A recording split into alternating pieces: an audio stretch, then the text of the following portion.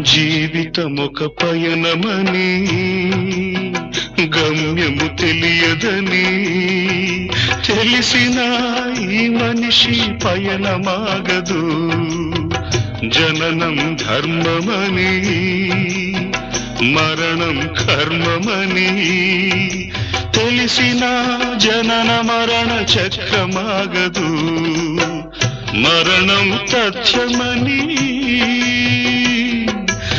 ఏ జీవికి తప్పదని తెలిసిన ఈ మనిషి తపనాగదు.